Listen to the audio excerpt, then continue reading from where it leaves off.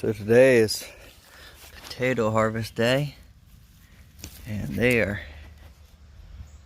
out and about.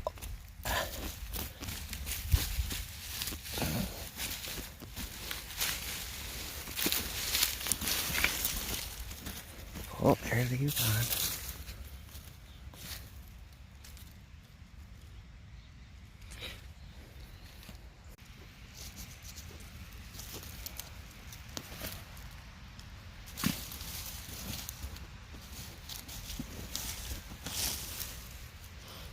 Mm.